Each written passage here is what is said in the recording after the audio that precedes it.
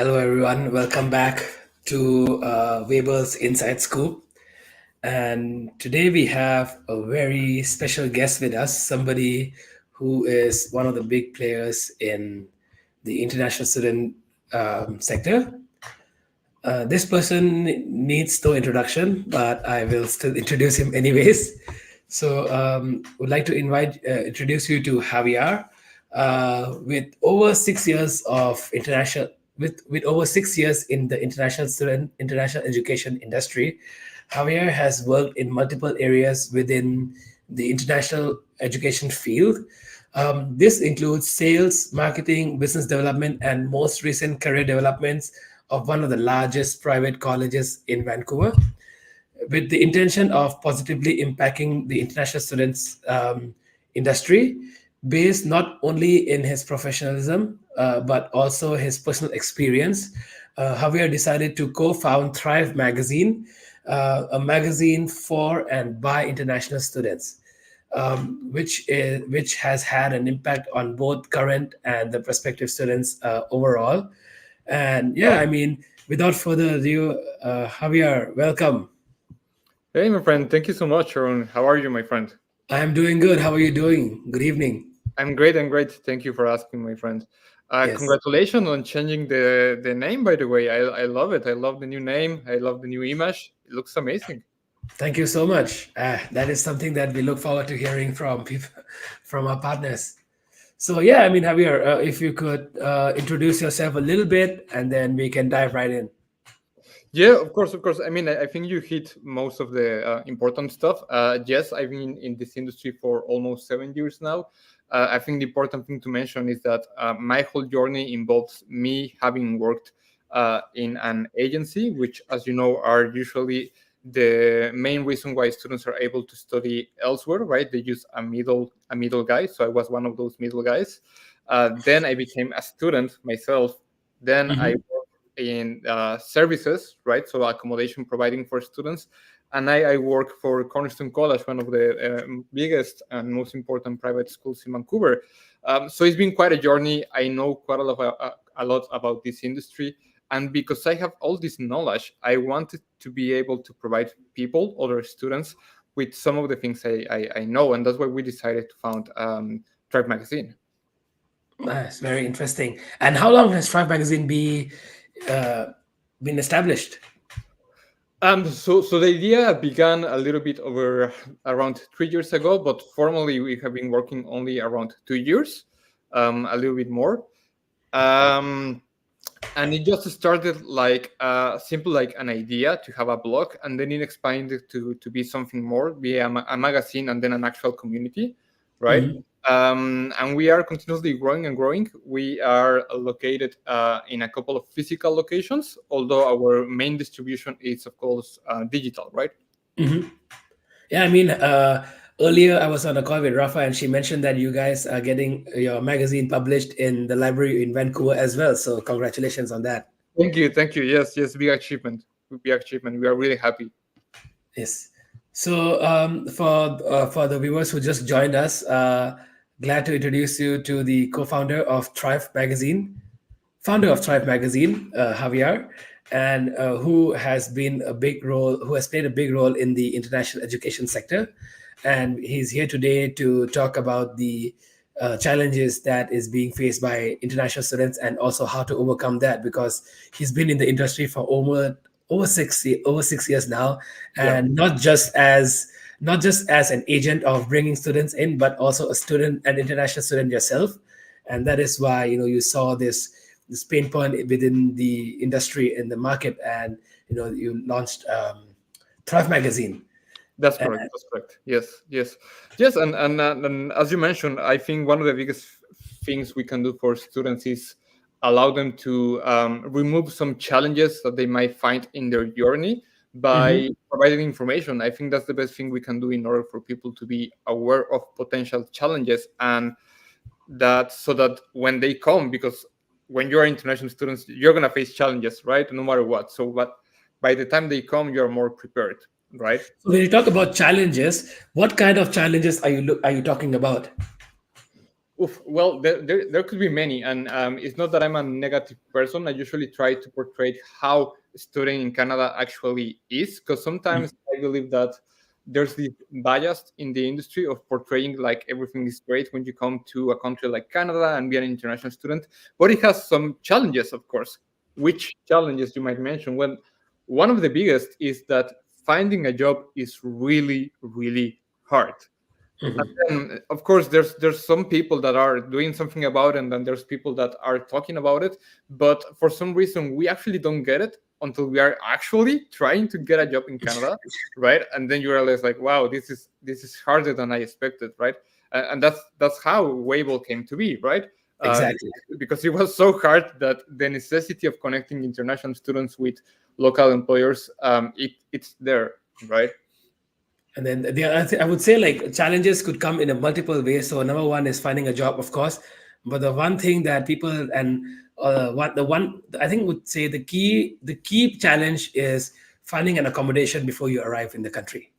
But yes, there's many, right? There's many. It's finding proper accommodation, right? Not being scammed, because there are scams that are targeting only international students, right? Correct. So how can you be sure you are dealing with a proper provider or with a real school or with a real agency, right? So finding accommodation, not being scammed, finding a roommate, opening your bank account, um, doing the right steps in the moment you need them in order for you to be able to get out in the workforce, right? So there's many little details, many little challenges that you might not be aware of. And if you were aware of those challenges prior to coming to Canada, your journey would be way more smooth, right?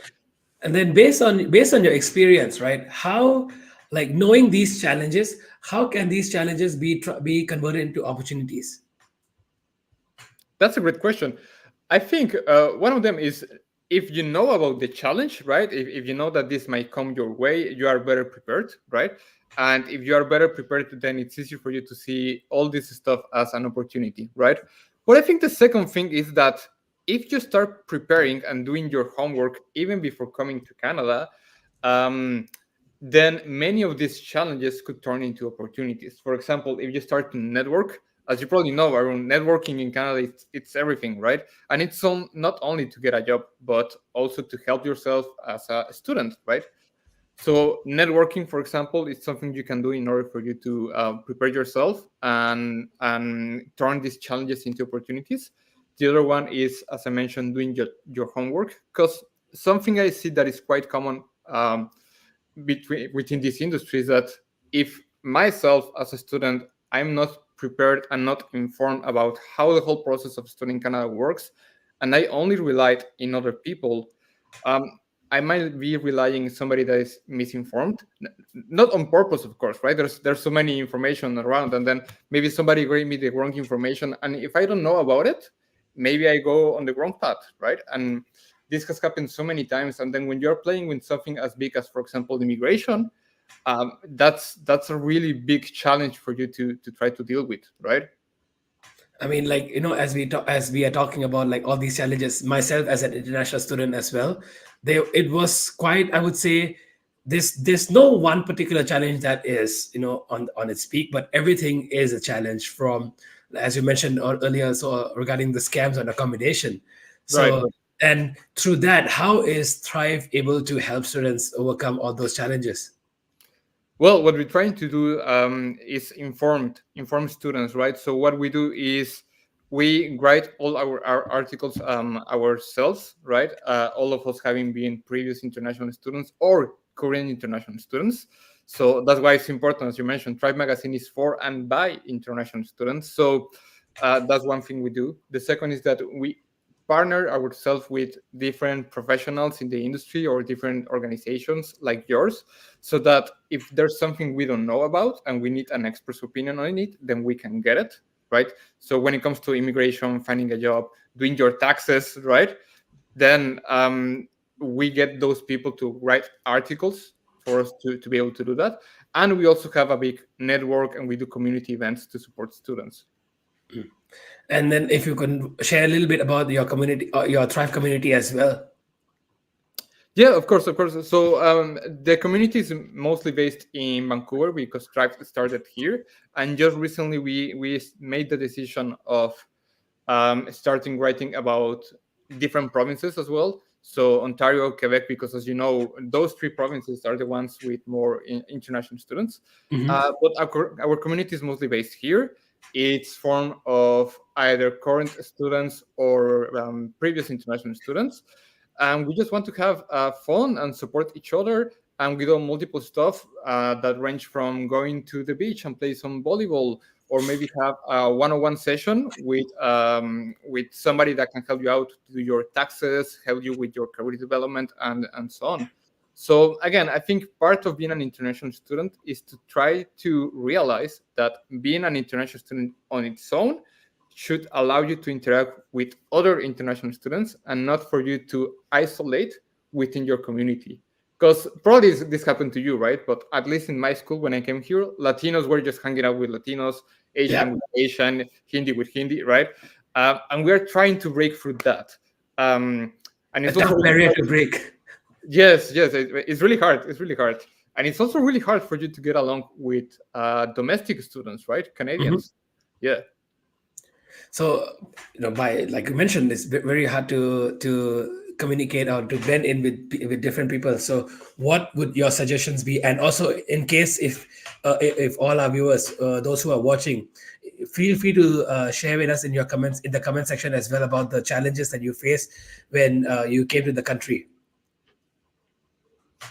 Yeah. So I think one of the biggest challenge I can see right now is there's a lot of information out there, right?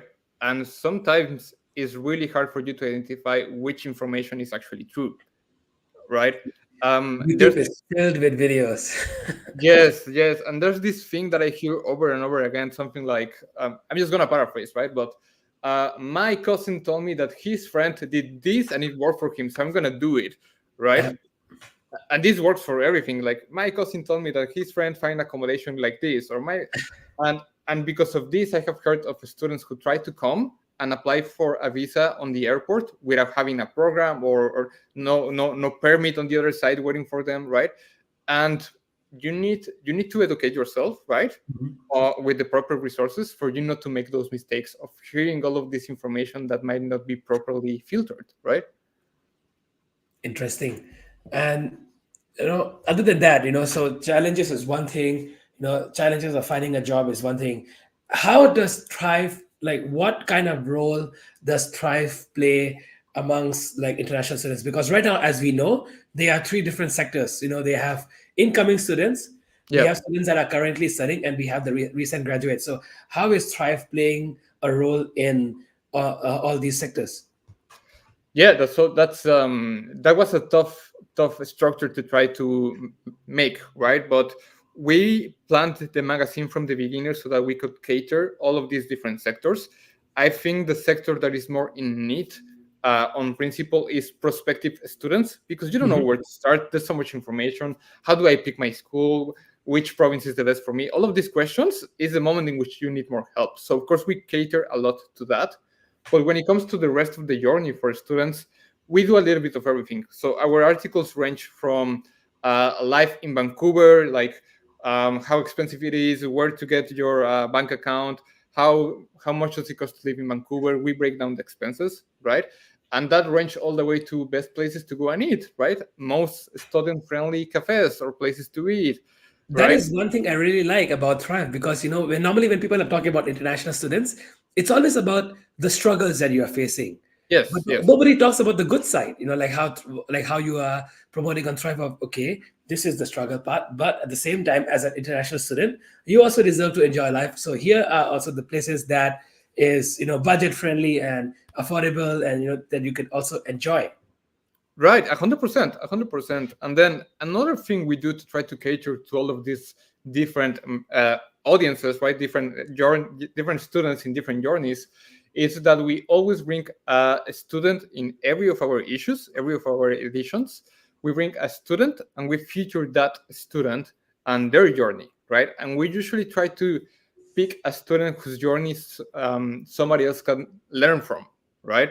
So that way, what we are doing is, first of all, we bring somebody from a different background than ours. Because, for example, I'm from Mexico, so I'm quite familiar of the challenges I can face as a Mexican, right? Hmm. But I have no idea of how difficult it is to come here from Korea, for example. So our latest international student of the month is from Korea. So he talk about his journey from start to end. Actually, it's not even ending because he's continuing working as a student, right? And he's a success story. He's already trying to apply for PR and staying here in Canada, right? So Hmm. that's the way we also cater and help students get information directly from the source, people who have been there, right? Because very similar to how you're doing of catering, being there for the prospect students that's coming in. For us at Empower, we our goal is to help students transfer or convert from being a student to finding a job once they Right, graduate. right. Because we see that there's a big gap over here. It's easy for students to come in, but then it's difficult for them to find a job. So that is where we play a big role, and also we're trying to diversify into helping students, incoming students, for them. So we have partners like TELUS and others who is there to help them um, blend in or pave their way into the country. So if you look, what's the first few things that you need when you're coming into the country? You need a phone number. You need to have your sin, The same number, yeah. your accommodation, your all these things. So I feel all these play a very big barrier, a very big role. But the one key thing would be that switch from you are a student, and now you're converting into a full-time job. So for those who are watching and have not signed up as yet, feel free to sign up to Weibo. I will drop a link in the comment section, and we have a database of jobs that all our employers are looking to hire international students, whether it be part-time, full-time, freelance. Sorry, not freelance, co-op or internships. And the same thing for Thrive. If you're looking for tips and tricks for international students, especially in Vancouver and soon in Montreal and Ontario as well.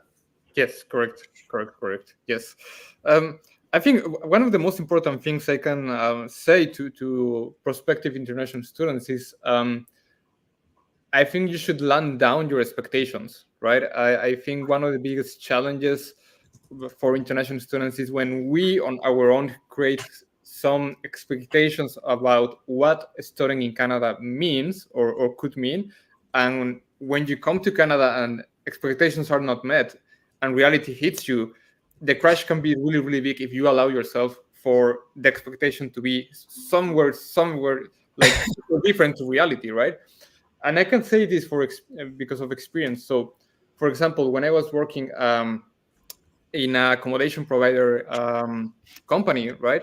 One of the biggest challenges we had was trying to let students know that because Canada is a first world country, that doesn't mean that you're going to stay in a mansion with 10 bedrooms and a pool and a jacuzzi, right? But many people believe so because their expectation was that.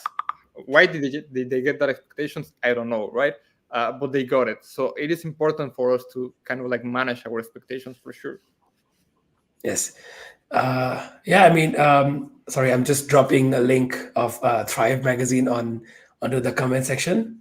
And yeah, I mean, is there anything else that you would like to address to students, regarding whether it be challenge or what Thrive is doing or what Thrive has in the future, that students can prepare for?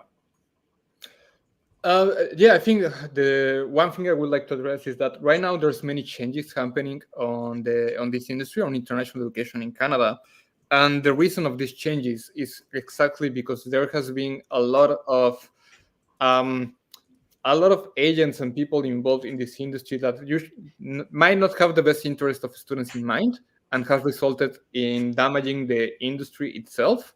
And there's a reason behind these changes, right? And a way for you to protect from these people who are not having your best interest in mind is inform yourself, right? Inform yourself, do your research, try to get resources like Tribe Magazine, Arrive Canada, Wavell, right? If you use all of those resources, which the majority of them are for free, I'm guaranteed that your journey is going to be quite good. Going back to what you were saying earlier regarding expectations, I would say Yeah. that that is a very big thing and a very hard pill to swallow, because for a lot of people, they feel that okay, they're moving here and they're studying here, and then like the road is going to be easy and smooth. Even myself coming in, I had previously 7 years of experience in back home in Thailand, and I was Mm. like the head of marketing and everything. And I came here, and everything was a switch. Luckily, I have Webel with me.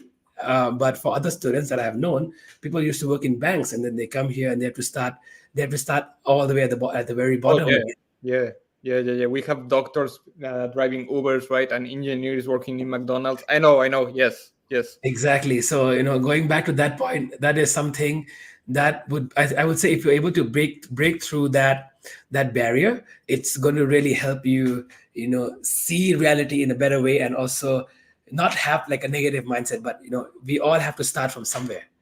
Yes, 100%, 100%. I think again, I think one of the issues is that in many occasions, in order to convince a prospective student to come, sometimes people say whatever they think the student wants to hear in order to come. So I would say, yeah, of course we have mansions waiting for you when you come to live here, and yeah, of course the school is gonna help you find a job.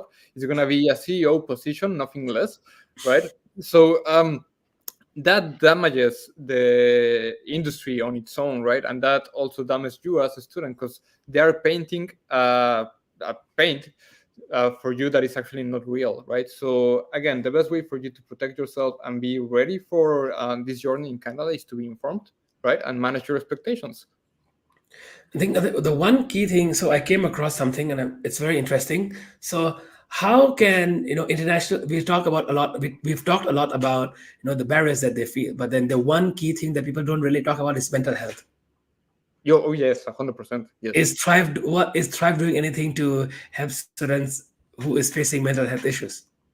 Yeah, yeah, yeah, of course, of course. So again, most of what we do is providing information or addressing students so that they can reach out to the proper connections. So if you need an immigration consultant, we can refer you. If you need to talk to somebody about your mental health, we can refer you. But we do, right? We have a lot of articles. We just recently released one about taking your vitamin D. It's important because in Canada, there's for a lot of time there's no sun, right? And I thought for the longest time that seasonal depression was not a thing, right? I think the first 2 years I lived in Canada, I was not depressed during winter, but Hmm. after that, when the sun goes away for so many months, especially in Vancouver because it rains a lot, you start getting depressed, my friend, right? And I didn't know that was a thing. So we said, people need to know this. They need to take their vitamins, right? They need to contrast this lack of sun. They need to keep engaged. They need to keep moving, right? And we write articles about all of that stuff. We have the community to promote for them to interact with other students or people, right? So that's how we address these kind of situations. Thank you.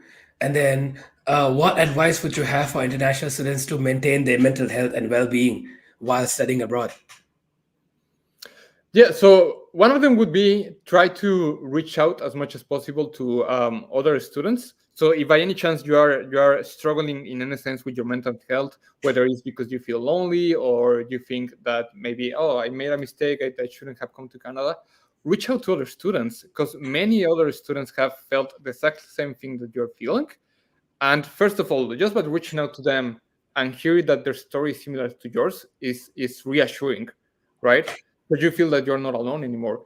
Second, letting it out helps a lot, right? And third, if by any chance you are struggling with any mental health issues, there are many free resources that you can address to. Um, Being international students, I know that it is a must for us to hire an insurance provider before we arrive to Canada. Hmm. Most insurance providers I know, they have a section of mental health support, and many of them are 24/7. So you can even reach out to the insurance provider that you hired to come here and ask, hey, is there anything you can do for me and support me in this way? And many of them, they can say yes, right? So figure that out, I would suggest. Okay. As a person with experience in the international education sector, looking ahead, how do you see the landscape of opportunities for international students in Canada revolving? Well, opportunities. I think opportunities are related to two things. That would be jobs and immigration. I think right now the market got a little bit tough. I'm gonna be honest. because of many reasons, right? It's multifactorial. I think as you probably have heard, there have been a lot of layoffs Yeah. in the tech industry, in the film industry. So there has been a lot of things happening recently worldwide that affected opportunities overall. So right now the market, I know it can be tough, but all these changes, all this moving around and all these difficulties that we are having right now, what they mean to me is that there are things are just resettling and opportunities are on the way, right? And the other thing is also with all this, with all these news about international students and the market caps that the government has been setting, I think that also plays a really big, um, that plays a very strong burden on people, because people come here with a mindset of, oh, I want to pursue my education and then get the PGWP and PR. Yeah, And yeah. what's your take on this with all the caps? Yeah, so again, the reason they put the caps is because there has been a lot of people and companies out there that had not the best interest in mind for international students, and the fact that they are putting the cap is good, right? That means that the government is caring enough to protect the students that are coming their way, right? And it's for the good, right? Right now, I know it might seem tough, but Canada and on its own, right? I think Canada is 50% immigrants. It's made by immigrants, right? Yep. They rely on immigrants and immigration and international students to sustain, right? So I don't think Canada is closing the door to students. I don't think they are closing the door to opportunities, but it is a tough game for you to play, right? Yeah, So it's you just need, a temporary, I would say temporary cap, because if you look at the graph of the people coming in earlier, you had people coming in slowly and steadily, but then all of a sudden it stopped. All of a sudden in 2020 the graph dropped, so the immigrants came less, and then the country was in labor shortage, so they were hiring way more. So I feel yes, that it's yes, just that to settle um, uh, to control the immigrants coming in. But then, now that we have a large number of people within the country, like it's going to affect people for sure. And yeah. it's a tough time to be here, but like you mentioned, tough time will pass. So also good opportunities, these are going to be coming along. Just so that before I forget, sorry, Rafa from your co-founder has just mentioned that stay tuned for March issue coming out tomorrow from Thrive magazine. So you can find great articles on mental health resources as well.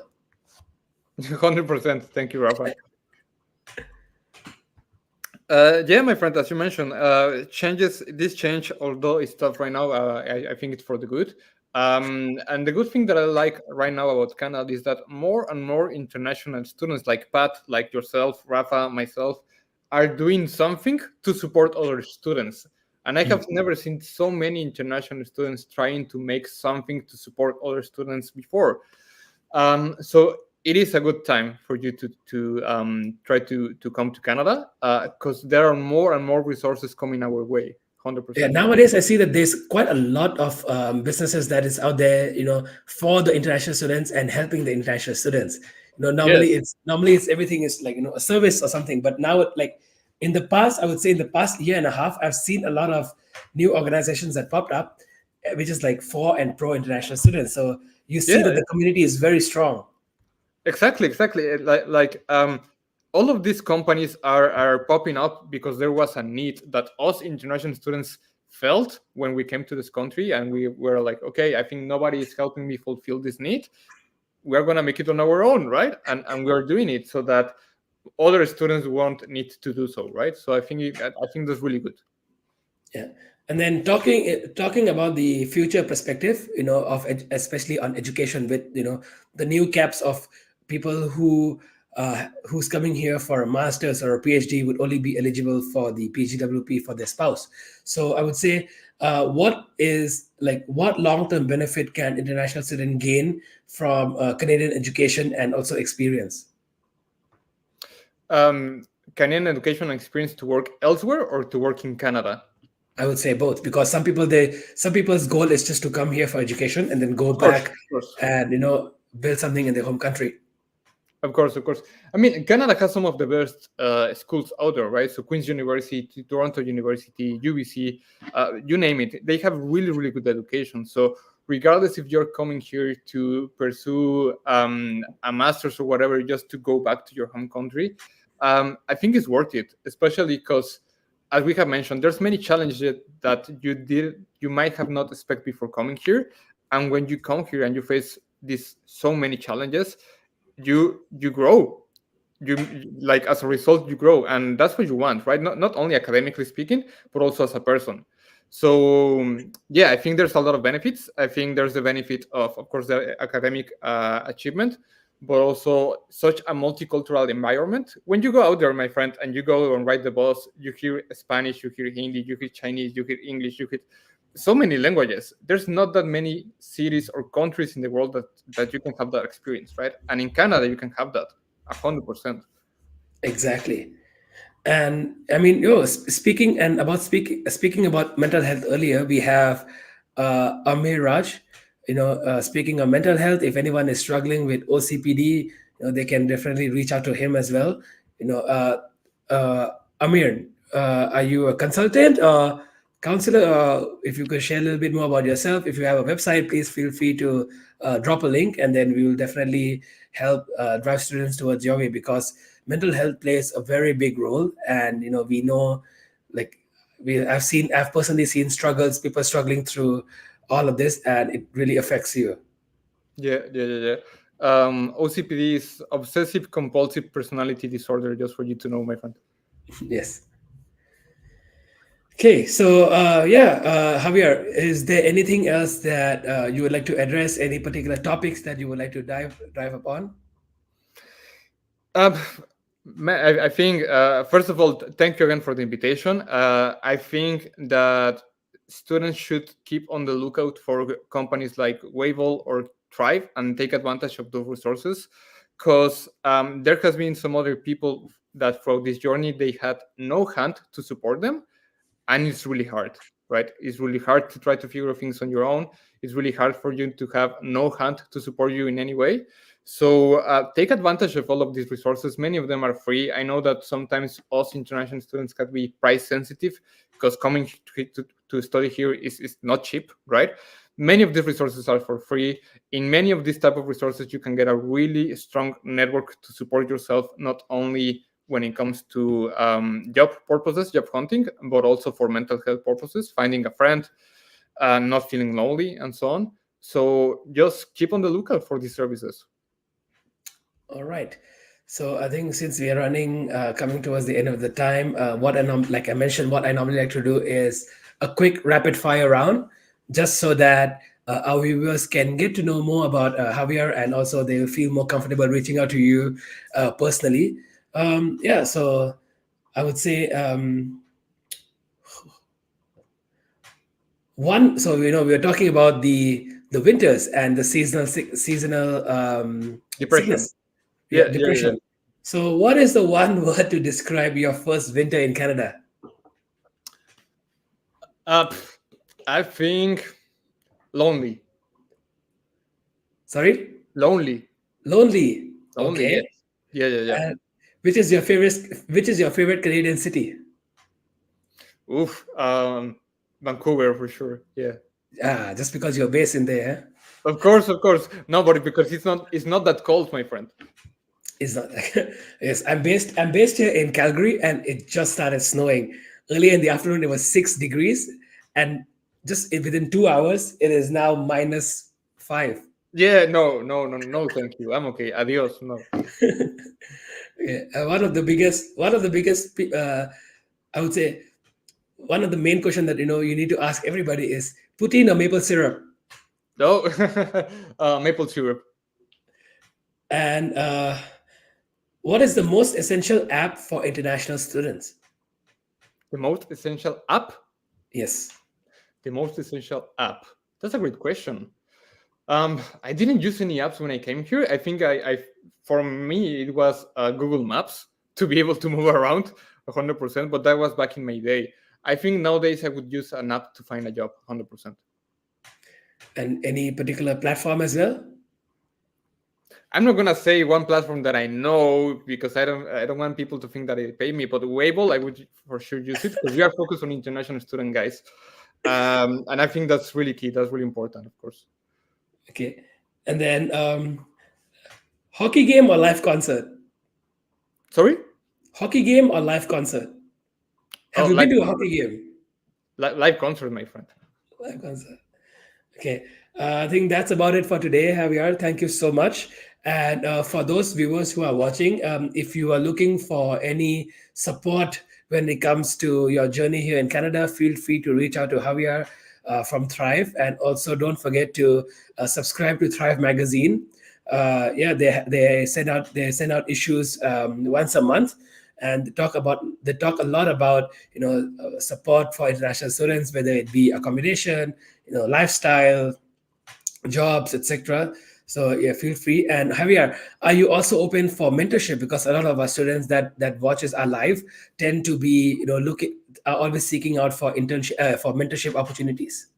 100%, 100%. If they want to reach out to me, they can find me on LinkedIn. No issue. I will reach out back to them, help them in whatever way I can. 100%. Okay, so I think that's about it for today. Thank you so much, and have a good evening ahead. Thank you, my friend. Thank you. It was really nice talking to you. Thank you. See you. Bye bye.